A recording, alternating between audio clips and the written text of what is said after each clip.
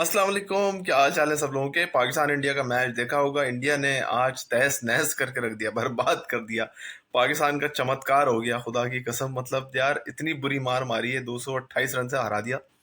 और इसमें कसूर भाई सबका ही है, ऑब्वियसली बात है। कोई एक बाबर आजम अकेला तो कसूरवार है नहीं। सिर्फ बाबर आजम ने तो बॉलिंग नहीं करनी, बाबर आजम ने तो सिर्फ बैटिंग नहीं करनी, तो सभी कसूरवार है। 11 बंदे खेलने आए थे, 11 के 11 कसूरवार है। तो पहले स्टार्ट करते हैं इंडिया की बैटिंग से। 2 दिन पे ये मैच चला, आज का रिजर्व डे था और भरपूर फायदा उठाया इंडिया ने। कल की बैटिंग आपने देखी थी, रोहित शर्मा और गिल ने जो स्टार्ट किया, बेहतरीन स्टार्ट था। और उसके बाद पाकिस्तान ने कमबैक किया शादाब के जरिए और शाहीन के जरिए। आज दोबारा मैच स्टार्ट हुआ तो विराट कोहली और केएल राहुल ने स्टार्ट दिया। पाकिस्तान के लिए बैड लक कह लें कि हारिस रऊफ साहब इंजर्ड हो गए, उनके स्ट्रेन आ गई और वो 5 ओवर उनके ज़ाया हुए। वो 5 ओवर बेचारे इफ्तिखार साहब को कराने पड़े, जिसमें उनको 50 से 55 रन पड़े। वहीं अशरफ साहब अपने ओवर करे, शाहीन ने करे, नसीम ने करे और कौन है ये, फ़हीम ने करे, शादाब ने करे। तो बॉलिंग में मुझे वो परफॉर्मेंस ही नज़र नहीं आई पाकिस्तान की तरफ से कि ये कोई बहुत अच्छा बॉलिंग अटैक है। आपने इंडिया का बॉलिंग अटैक आपने देखा होगा, जिसमें पेस भी था, स्विंग भी था। ठीक है, नाइट कंडीशंस थी, मगर उनके स्पिनर जो कुलदीप यादव है, उसने 5 विकेटें ली। वो इतनी ज़बरदस्त बॉलिंग कर रहा था, अगर वो दिन में भी कर रहा होता तो यकीन करो पाकिस्तानी बैटर्स को ट्रबल करता।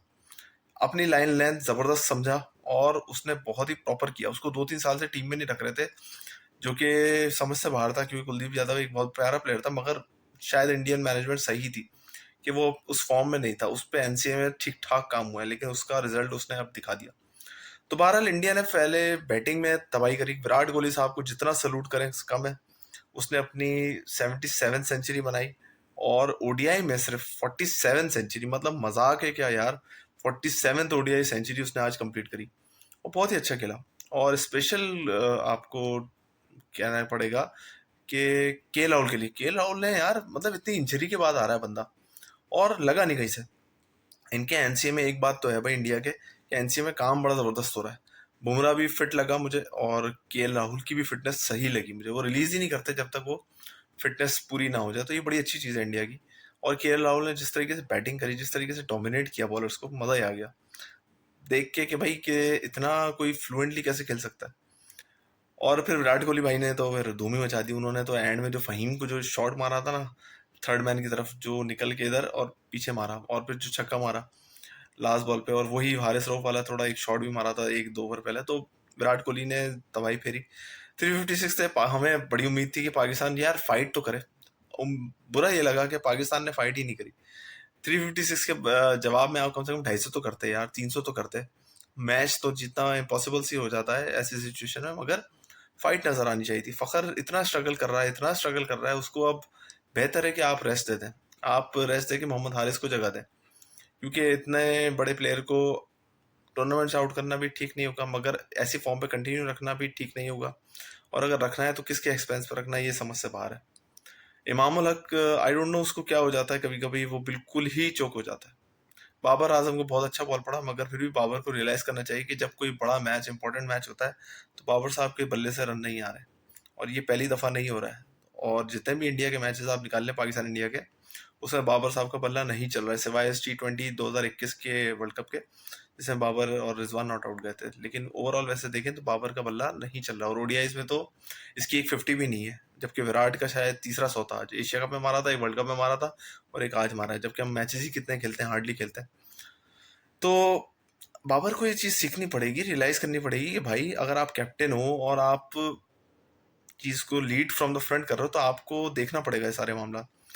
और एक तो उसने कप्तानी है बिल्कुल ही फारिग करी मेरे हिसाब से। तो जितनी चेंजेस और वो करनी चाहिए थी, वो उस टाइमली नहीं करी। ठीक है, वो बाद में तो मजबूर हो गया, बाद में तो मजबूर हो गया ना बंदा, के इफ्तिखार को कराना पड़ रहा है, तो उस वक्त तो टाइम निकल चुका था। जो स्टार्टिंग का टाइम कह लें, या जो हारिस रऊफ, जो कल के मैच में मैं बोल रहा था, कल का जो दिन था उसमें हारिस रऊफ को जल्दी लाते, काम बन सकता था। लेकिन चलो बहरहाल, लर्निंग का कर्व पता नहीं कब ख़त्म हुआ। हमारे लिए सारे लर्निंग कर्व्स हैं, लेकिन चलो बाबर आजम के लिए दुआ ही कर सकते हैं। और उसके बाद फिर बैटिंग तो कोलैप्स ही कर गई, किसी ने भी कोई रेजिस्टेंस नहीं शो करी पूरे 11 में से। हारिस रऊफ और नसीम तो बैटिंग पे नहीं आए, दोनों इंजर्ड होके चले गए।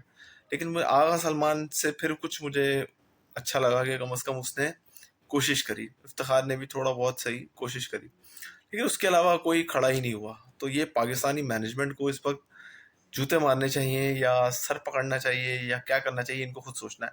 आपकी टीम अच्छी थी, लेकिन कुछ चीज़ें जो ब्लॉक्स की कमी है उसको जल्द अज जल्द काबू पाएं, वरना वर्ल्ड कप में तो पहले राउंड में ही बाहर हो जाएंगे। अगर यही हिसाब रहा, अभी तो एशिया कप में भी श्रीलंका को हराना है।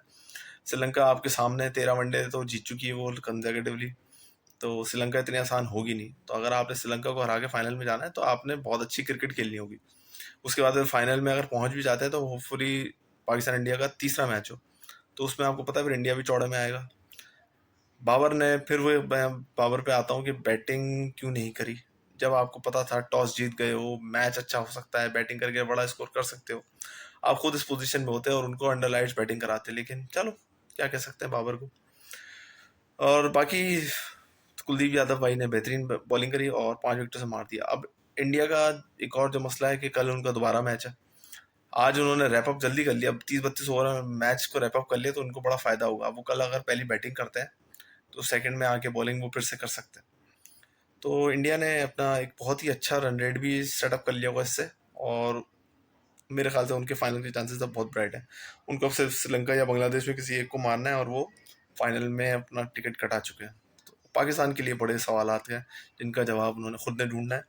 परेशान होने की ज़रूरत नहीं है, चीज़ों को सॉर्ट करें, इंशाल्लाह चीज़ें सॉर्ट हो जाएंगी पाकिस्तान के लिए, लेकिन तरीक़ेकार से और चीज़ों से सीखें। ये ऐसी हार पड़ती रहती हैं, लेकिन सीखें भी। ठीक है जी, अपना ख्याल रखें। अल्लाह हाफ़िज़।